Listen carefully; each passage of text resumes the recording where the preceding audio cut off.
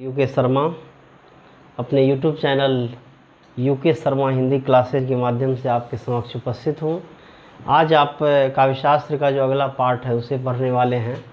जैसा कि आप देख रहे हैं कि काव्य के जो प्रकार हैं उस पर हम बात करेंगे। इसके पूर्व काव्य के लक्षण पर प्रकाश डाला गया था। इसके पूर्व काव्य पर कई प्रकार के व्याख्यान हो चुके हैं। काव्यशास्त्र में ये जो आज का टॉपिक है यह भी अत्यंत महत्वपूर्ण है और विद्यार्थियों की सबसे बड़ी समस्या रहती है कि काव्य को कितने रूपों में विभाजित किया जाए, उस विभाजन का आधार क्या हो और विभाजन के बाद उसके जो भेद बनते हैं उसका स्वरूप क्या है, उसका आकार क्या है, उसमें साम्य और वैषम्य क्या है। ये सारे प्रश्न बहुत ही गंभीर हो जाते हैं। इसलिए आज के व्याख्यान के बहाने हम स्पष्ट करना चाहेंगे कि दरअसल काव्य के प्रकार का जो प्रमाणिक स्वरूप है वह क्या है। बहरहाल जो काव्य की परिभाषा है वो काव्य के लक्षण में आप जान चुके हैं। मैंने भारतीय, पाश्चात्य और संस्कृत आचार्यों सब का उल्लेख मैंने किया था उस परिभाषा के क्रम में। आज के व्याख्यान में स्पेशली हम बात करेंगे केवल काव्य के प्रकार पर। परिभाषा को बहुत शॉर्ट में लिया गया है। जैसा कि आप देख रहे हैं कि कवि के द्वारा जो कार्य संपन्न हो वह काव्य है।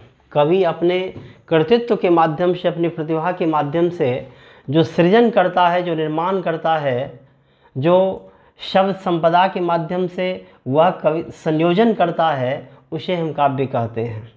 दरअसल इसमें कई परिभाषाएं पूर्व में दी जा चुकी हैं, इसलिए मैं इस पर ज़्यादा समय नहीं व्यतीत करना चाहूँगा। इसमें कहा गया है कि काव्य एक ऐसी पदावली है जो दोष रहित, गुण युक्त तथा अलंकार सहित हो।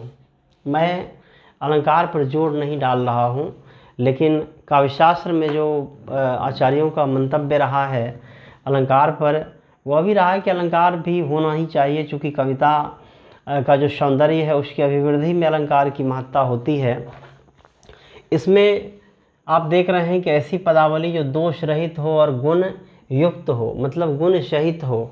दोष रहित होने से तात्पर्य यह है कि जो अनेक प्रकार के जो दोष हैं, दोष शब्दगत हो जाते हैं, अर्थगत हो जाते हैं, भावगत हो जाते हैं, तो कई प्रकार के जो दोष हैं उस दोष से कविता को सर्वथा मुक्त होना चाहिए।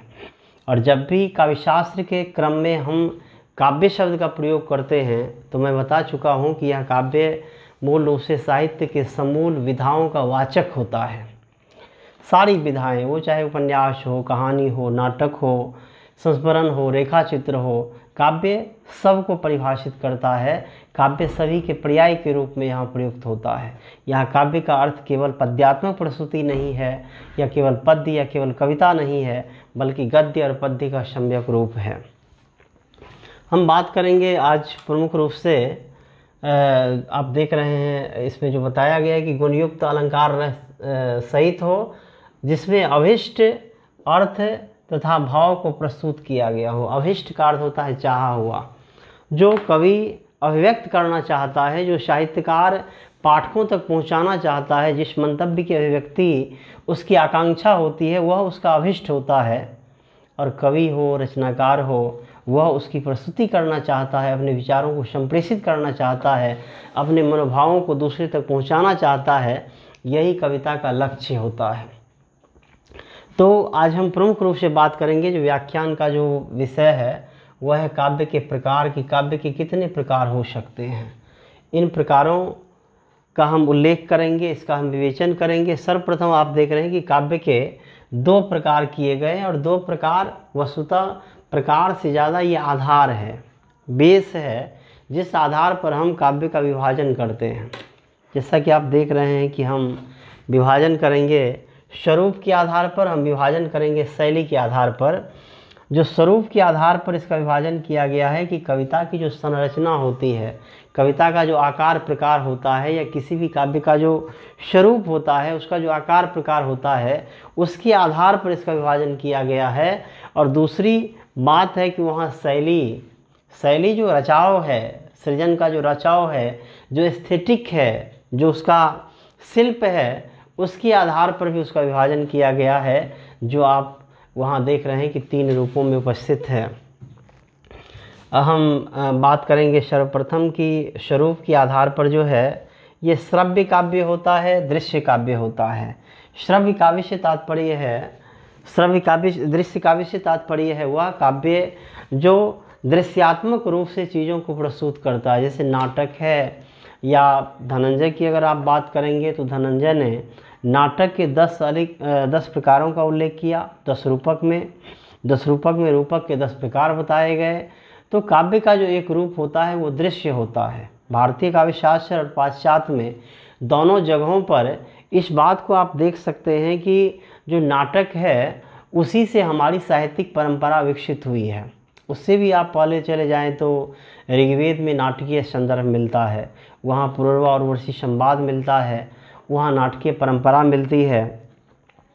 और काव्यशास्त्र में सर्वप्रथम नाट्यशास्त्र लिखा गया और नाट्यशास्त्र में नाटकों का उल्लेख किया गया है। नाटक वस्तुतः दृश्य काव्य है, जहाँ पर कार्य व्यापार के माध्यम से जो रचनाकार होता है वो अपने भावों की प्रस्तुति करता है। जहाँ अभिनय के माध्यम से विचारों और भावों के अभिव्यक्ति सामाजिक के सामने किया जाता है, वहाँ पर आप देखेंगे वो दृश्य काव्य होता है। दरअसल दृश्य काव्य जो नाटक के रूप में हम व्याख्यायित करते हैं, आधुनिक काल में आप देखेंगे कि ये नाटक भी पाठ्य सामग्री बनकर के रह गई है। जयशंकर प्रसाद जी ने जब नाटकों का निर्माण किया तो नाटक दृश्य से ज़्यादा पाठ्य सामग्री हो गई। अभिनेता की प्रधानता जो है वह गौण हो जाती है और नाटक पाठ्य वस्तु हो जाती है, पाठक उसे पढ़ने लगते हैं। तो इस तरह से जो दृश्य काव्य है वो नाटकों के रूपों को प्रचारित करता है, उस पर प्रकाश डालता है। उसके बाद श्रव्य काव्य है। श्रव्य काव्य जिसका वाचन होता है, कवि जिसकी प्रस्तुति करता है, जिसे हम पढ़ सकते हैं, जिसे हम गा सकते हैं, जिसका हम अध्ययन कर सकते हैं, उसे श्रव्य काव्य कहा गया है। इसमें श्रवण की प्रधानता है, अर्थात वक्ता और श्रोता या कवि जो है वो अपने कविताओं की जब प्रस्तुति करता है, कहानीकार जब अपनी कहानी का पाठ करता है तो वो श्रव्य हो जाता है। इस श्रव्य काव्य में आप देख रहे हैं कि मुक्तक होता है और प्रबंध होता है। इसके 2 प्रकार हो जाते हैं श्रव्य के, मुक्तक और प्रबंध। अब सवाल यहाँ है कि मुक्तक और प्रबंध का क्या अर्थ होता है। मुक्तक काव्य और प्रबंध काव्य क्रमिक रूप से अगर हम बात करेंगे तो मुक्तक के बारे में कहा जाता है कि मुक्तक वस्तुतः एक प्रकार से जो पूर्वापर संबंध होता है काव्य में, उससे सर्वथा वो परे होता है। पूर्वापर से तात्पर्य है जिसमें कथात्मकता नहीं हो, जिसमें कोई क्रमिक रूप से कथा विन्यास नहीं हो, जहाँ पर कोई कहानी न गढ़ी गई हो, बल्कि विविध संदर्भों को क्रमिक रूप से सजाने का प्रयास किया गया हो, जहाँ पर कथा वस्तु हमें क्रमिक रूप से नहीं मिलता है, जहाँ पर अनेक संदर्भ अनेक बार आ जाता है और जिसकी कोई क्रमिकता नहीं होती है। उदाहरण से बखूबी आप इसे समझ पाएंगे कि मुक्तक काव्य जो है, जिसमें बिहारी लाल को लिया जा सकता है। उन्होंने बिहारी सतसई नाम की जो पुस्तक का निर्माण किया, जिसमें 713 दोहे संकलित किए गए।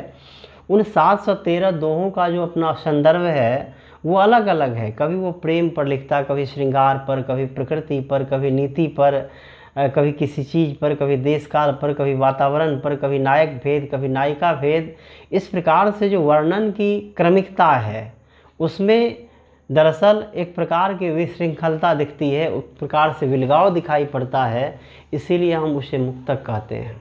मुक्तक का मूल अर्थ होता है कि उसमें पूर्वापर संबंध नहीं होता है। किसी भी पद का संबंध न तो उसके पूर्व पद से होता है और न ही उसके परवर्ती पद से होता है।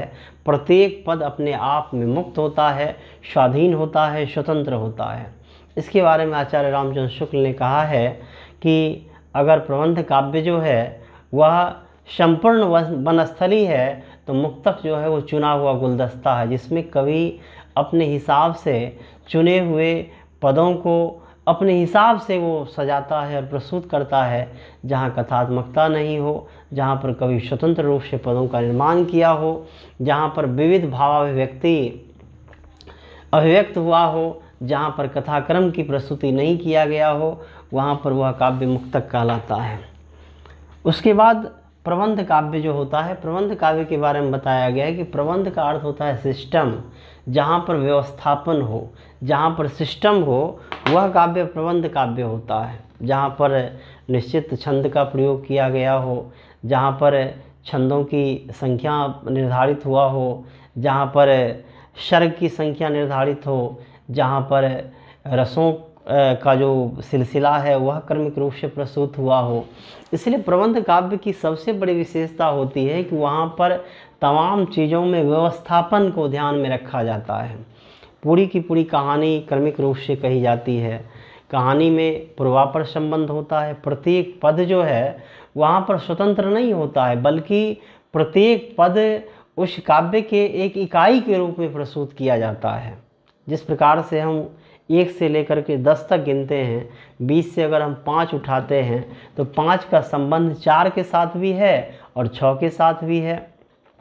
4 जो है वो 5 से पहले का जो अंक है और 6 जो है वो 5 से बाद का अंक है। ये पूर्वापर संबंध है। मतलब है कि अगर रामचरितमानस में राम की कहानी कही गई है तो उस कहानी में कथा का क्रम मिलता है। राम के जन्म से लेकर के प्रवास, प्रवास से फिर वापसी की कहानी क्रमिक रूप से प्रस्तुत की गई है। इसीलिए वहाँ आप देखेंगे कि प्रबंधात्मकता होती है, वहाँ अपने आप में एक सिस्टम होता है, वहाँ कथात्मकता होती है। यह प्रबंध काव्य का वैशिष्ट्य होता है। इसे मूल रूप से 2 भागों में खंडित किया गया है, विभाजित किया गया है कि प्रबंध काव्य जो है वो खंड काव्य भी होता है और महाकाव्य भी होता है। खंड काव्य दरअसल पार्ट ऑफ लाइफ होता है, जीवन का एक हिस्सा होता है। जिस प्रकार का अंतर हम कहानी और उपन्यास में देखते हैं, कहानी जीवन के एक छोटे संदर्भों पर लिखा जाता है। वह संदर्भ जो अनुभूतियों से भरा हुआ हो, वह संदर्भ जिसका अपना एक घटनाक्रम हो, वह संदर्भ जो जीवन का एक महत्वपूर्ण अंश हो, उस पर कहानियाँ लिखी जाती है। लेकिन जब हम उपन्यासों का निर्माण करते हैं तो उपन्यास में संपूर्ण जीवन होता है। रामचंद्र शुक्ल ने जो बात कही है महाकाव्य और मुक्तक काव्य के बारे में या प्रबंध और मुक्तक के बारे में, वो उपन्यास और कहानी में भी लागू हो जाता है। उपन्यास को हम कह सकते हैं कि वहाँ संपूर्ण वनस्थली है और कहानी चुना हुआ गुलदस्ता है, जहाँ पर कहानी या एक प्रकार से हम कहें तो खंड काव्य जो है वह पार्ट ऑफ लाइफ है, वह जीवन का एक हिस्सा मात्र है। लेकिन जो महाकाव्य होता है वहाँ पर संपूर्ण जीवन की व्याप्ति होती है, जन्म से लेकर मृत्यु तक की कहानी होती है, पूरा समाज होता है, पूरा देश होता है, प्रकृति होती है, वहाँ सब कुछ होता है। इसीलिए हम यह कह सकते हैं कि जो खंड काव्य होता है, खंड काव्य वास्तव में जीवन का एक खंड होता है, जीवन का एक हिस्सा होता है। हम उदाहरण से इसे समझने की कोशिश कर सकते हैं कि जिस प्रकार से रामचरितमानस में राम की पूरी कहानी लिखी गई, लेकिन कोई कवि अगर पंचवटी नाम का काव्य लिखता है और उस पंचवटी में, जैसे गुप्त जी ने लिखा है, पंचवटी में केवल पंचवटी के प्रसंग को लिया गया है, सीता के संघर्ष को वहाँ दिखलाया गया है, तो यह प्रसंग क्या होगा? इस प्रसंग को हम कह सकते हैं कि यह प्रसंग जो है वो खंड काव्य है। या महाभारत का जो विस्तृत कथाक्रम है उसमें से अगर भीष्म के प्रतिज्ञा का अंश ले लिया जाता है, या द्रौपदी के चीरहरण का प्रसंग ले लिया जाता है, या आप कह सकते हैं कि जरासंध वध का प्रसंग ले लिया जाता है, और इन प्रसंगों को लेकर के अगर कोई काव्य लिखा जाता है तो वह पार्ट ऑफ लाइफ होता है, वह जीवन का एक छोटा सा हिस्सा होता है। जो हिस्सा अनुभूतियों से भरा हुआ है, संवेदना से भरा हुआ है, वह महत्वपूर्ण है। इसीलिए उस पर प्रबंध काव्य के बजाय खंड काव्य का निर्माण किया जाता है। खंड काव्य वस्तुतः प्रबंध काव्य का हम कह सकते हैं कि एक छोटा सा हिस्सा हो सकता है, पर सवाल यह है कि प्रबंध काव्य में जीवन की संपूर्णता होती है और यहाँ पर जीवन खंडित रूप में होता है, जीवन का अंश यहाँ पर लिया जाता है। तो ये अंतर आपको मिलेगा। महाकाव्य की अगर आप बात करें तो महाकाव्य के बारे में मैंने बताया कि संपूर्ण वनस्थली है, वह हॉल लाइफ है, वह पूरा जीवन है, वह जहाँ पर एक व्यक्ति ही नहीं बल्कि उस व्यक्ति से संबद्ध पूरा का पूरा समाज, पूरा का पूरा देश जहाँ पर उद्घाटित हो जाता है, उस घटना को लेकर के महाकाव्य का निर्माण होता है। महाकाव्यों के बारे में बताया गया है और नाट्यशास्त्र में यह स्पष्ट कर दिया गया है कि महाकाव्य हम उसी काव्य को कह सकते हैं जिसमें न्यूनतम 8 सर्गों की स्थापना की गई हो या 8 सर्गों में कथा का विभाजन किया गया हो। इस कसौटी पर अगर हम हिंदी के महत्वपूर्ण महाकाव्य रामचरितमानस का भी मूल्यांकन करते हैं तो रामचरितमानस महाकाव्य नहीं ठहरता है। अतएव बाद में आप देखेंगे कि इस व्यवस्था में थोड़ा सा ढीलापन आया कि कहा गया कि केवल सर्ग को पूरा देना या सर्ग जो 8 हो न्यूनतम, यह अनिवार्य नहीं है। जिस प्रकार से रामचरितमानस में संपूर्ण जीवन है, जीवन संघर्ष है, उसका एक व्यवस्थित उद्देश्य है, वो अपने आप में महाकाव्य ही है। केवल एक सर्ग कम हो जाने से हम उसे महाकाव्य से च्युत कर दें, अलग कर दें, तो ये ठीक नहीं होगा। महाकाव्य के बारे में कहा जाता है कि उसमें जो श्रृंगार है या वीर है या करुण है, इन 3 रसों में से एक रस की प्रधानता होनी चाहिए। 3 रस जो है उसमें से एक रस की प्रधानता हो। इस रस को कहा जाता है कि ये रस जो है ये अंगी होता है। अंगी का अर्थ होता है कि ये प्रधान होता है, यह मूल रूप में पूरे शरीर के रूप में ये होता है, यह प्रधान होता है, लेकिन अंग के रूप में से सारे रसों का समावेश होता है। जब किसी भी महाकाव्य का निर्माण होता है तो किसी 1 या 2 रसों की प्रधानता हो सकती है, लेकिन हम यह स्पष्ट रूप से देख सकते हैं कि उसमें लगभग सारे रसों का समावेश कर दिया जाता है। अगर रामचरितमानस में शांत रस की प्रधानता है, अगर पृथ्वीराज रासों में वीर और श्रृंगार रस की प्रधानता है, तो उसमें केवल यही मात्र नहीं है, वहाँ विभत्स भी है, वहाँ करुण भी है, वहाँ आप देखेंगे कि वो रौद्र भी है। मतलब है कि सारे रसों का समावेश महाकाव्यों में हो जाता है। पर सवाल यह है कि उसमें महत्वपूर्ण रस जो है वो या तो श्रृंगार हो, या तो करुण हो, या तो वीर हो। दरअसल काव्यशास्त्र में इस कसौटी को निर्धारित किया गया है कि ये होना अनिवार्य है। महाकाव्य की जो परंपरा रही है, उस परंपरा में माना जाता है कि नायक के जो 4 प्रकार होते हैं उसमें कोई न कोई प्रकार होना चाहिए नायक का। या तो वो धीरोदात्त हो, जो धैर्यवान हो और चरित्र से उदात्त हो, या तो वो जो है वो धीरोधत्त हो, जैसे धीरोधत्त नायक जैसे रावण हो गए, जिसमें धैर्य भी है और संदर्भ बस जो है वो कभी उद्धत भी हो जाते हैं। जैसे धीर ललित है। धीर ललित का जो अर्थ होता है जिसके जीवन में लालित्य हो। जैसे कृष्ण ऐसे नायक हैं जिसके जीवन में लालित्य है, दुष्यंत हमारे ऐसे नायक है जिसके जीवन में लालित्य है। और फिर धीर प्रशांत होता है। धीर प्रशांत से तात्पर्य है एक ऐसे सहज और शालीन नायकों को उसके केंद्र में रखा जाता है जो युद्ध में भी धैर्य को नहीं खोता है, जो धैर्य को जीवन का आयाम, जीवन का आधार बनाता है। तो ऐसे नायकों का प्रयोग किया जाता है। इसलिए नायक के जो 4 आयाम बताए गए, 4 रूप बताए गए, उसमें से किसी न किसी एक रूप का प्रयोग इसमें प्रमुख रूप से किया जाता। दरअसल भारतीय वाङ्मय में कृष्ण केवल ऐसे नायक हुए जिसमें लगभग सारे के सारे गुण पाए जाते हैं। वो धीरोदात्त भी है, धीर ललित भी है, धीरोधत्त भी है, धीर प्रशांत भी है। लेकिन हिंदी में आप देखेंगे कि जो काव्य का निर्माण किया गया, महाकाव्य का निर्माण किया गया, उसमें काव्यशास्त्र की इस कसौटी का प्रयोग नहीं किया गया कि इसी प्रकार का नायक होना चाहिए। खास करके जब उपन्यासों की परंपरा शुरू हो गई, लियो टॉल्स्टॉय सामने आए, प्रेमचंद सामने आए, तो इन रचनाकारों ने नायकों की कसौटी को बदल दिया। प्रेमचंद एक आम किसान है, बहुत ही सहज है और बहुत ही संघर्षशील जीवन है इसका। न तो ये राजा है, न तो ये सामंत है, न तो ये जमींदार है, न तो ये बहुत सुंदर है, बावजूद इसके ये नायक है। इसलिए नायकत्व की कसौटियाँ बदल गई। कसौटियों की अपनी परंपरा रही है कि खास करके जब फ्रांस की राजक्रांति हुई थी और फ्रांस का जब संघर्ष हुआ था, उसके बाद रूस की क्रांति हुई थी, जिसका बहुत व्यापक प्रभाव पड़ा लियो टॉल्स्टॉय की रचना पर, जिसका व्यापक प्रभाव सर्वप्रथम आप देखेंगे विलियम वर्ड्सवर्थ पर पड़ा हुआ है, कॉलेज पर पड़ा हुआ है, जिससे नायकत्व की परंपरा में तब्दीली आई, परिवर्तन आ गया। तो महाकाव्य के बारे में जो पुरानी कसौटियाँ रही है नायकों की, वो आज परिवर्तित कर दिया गया। आज बहुत ही सहज नायकों पर भी लोग महाकाव्य का निर्माण करने लगे हैं। सम्मुख पर भी महाकाव्य लिखा गया है, जो नायक एक प्रकार से कहें तो उपेक्षित कर दिया गया था। लोग उर्मिला पर भी महाकाव्य का निर्माण कर रहे हैं और किया गया है। इस प्रकार से जो नायकों की पूर्व निर्धारित कसौटियाँ हैं, उस कसौटियों को आज दरअसल स्खलित कर दिया गया है। उसमें एक प्रकार का ढीलापन है। आज सामान्य नायक पर भी महाकाव्य का निर्माण किया जा रहा है। खास करके स्त्री साहित्य और दलित साहित्य का जब दौर आ रहा है या आया है, तो इसमें नायकत्व का परिवर्तन स्पष्ट दिखाई पड़ता है। जब महाकाव्य का निर्माण होता है तो महाकाव्य में संपूर्ण जीवन तो होता ही है, साथ साथ में पूरा का पूरा समाज होता है। समाज के अनेक वर्ग होते हैं और सबसे बड़ी विशेषता इसकी होती है कि एक कथा के साथ कई अवान्तर कथाएं चल रही होती है।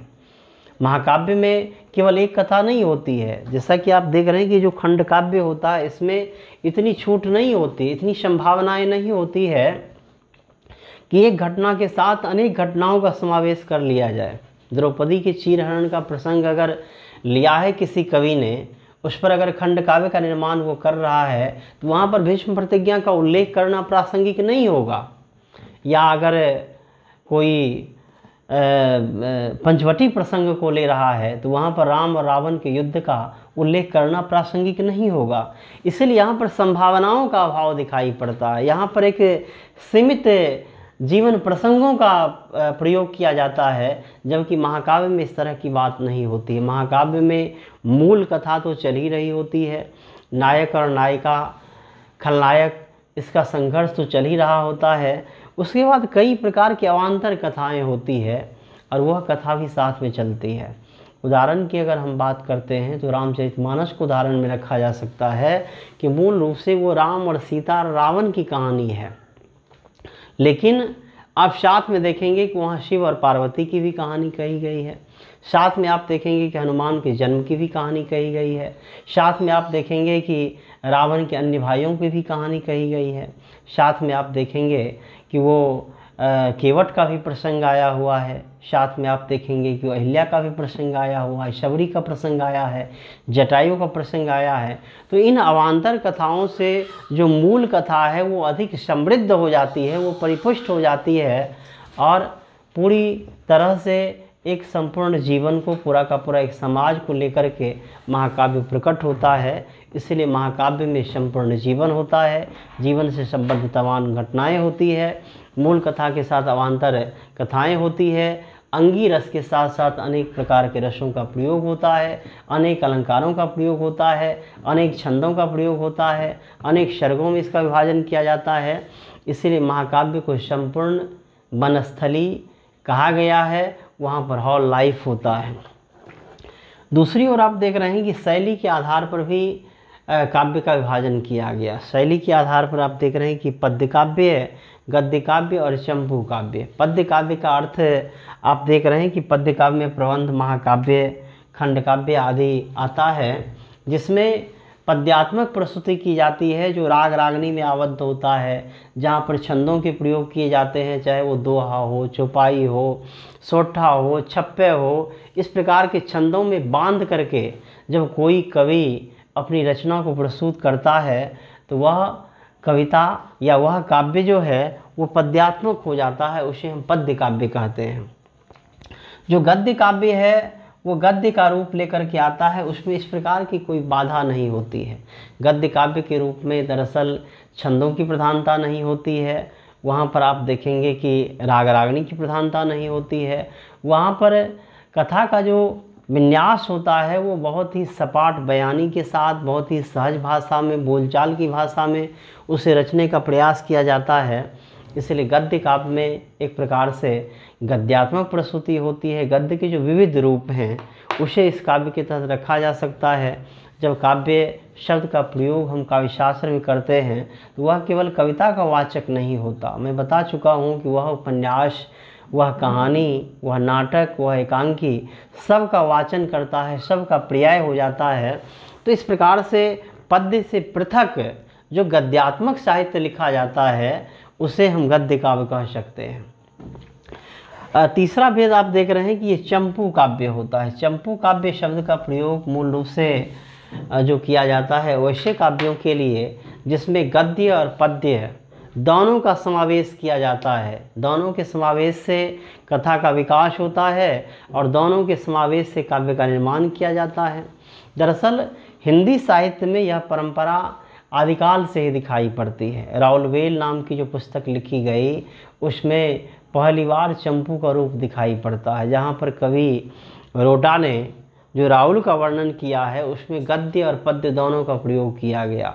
बसंत विलास में इसका प्रयोग किया गया, वर्ण रत्नाकर में इसका प्रयोग किया गया और आधुनिक काल में यशोधरा नाम की जो पुस्तक लिखी गई मैथिली शरण गुप्त के माध्यम से, उसमें चंपू का रूप हमें दिखाई पड़ता है। वहाँ पर कवि ने गद्य और पद्य दोनों का प्रयोग स्पष्ट रूप से किया है। इस प्रकार से आज के व्याख्यान में आपने स्पष्ट रूप से जाना है कि काव्य के जो प्रकार होते हैं वो क्या हैं और मूल रूप से स्वरूप के आधार पर और शैली के आधार पर इसके रूप क्या हैं। आपने पढ़ा दृश्य काव्य को, श्रव्य काव्य को आपने जाना और श्रव्य काव्य के दो रूप मुक्तक और प्रबंध को आपने जाना। प्रबंध का दो रूप होता है, खंड काव्य और महाकाव्य, इसे आपने पढ़ा। आपने शैली के आधार पर पद्य, गद्य और चंपू काव्य को पढ़ा है। इस प्रकार से यह काव्य का जो भेद आपको आज बताया गया, यह व्याख्यान तमाम विद्यार्थियों के लिए उपयोगी है। विविध प्रकार की जो प्रतियोगी परीक्षाएं हैं उसकी तैयारी करने वाले के लिए उपयोगी है। खास करके स्नातक, स्नातकोत्तर, यूजीसी नेट, पीपीएससी, यूपीएससी की तैयारी करने वाले सब के लिए उपयोगी है। हम कह सकते हैं हिंदी साहित्य में रुचि रखने वाले तमाम लोगों के लिए यह व्याख्यान उपयोगी है। यह श्रृंखला लगातार चलती रहेगी। आप सबों से निवेदन है कि आप हमारे चैनल को सब्सक्राइब करेंगे, अधिक से अधिक लाइक करेंगे, शेयर करेंगे, कमेंट करेंगे। इस श्रृंखला को लेकर के हम फिर मिलेंगे।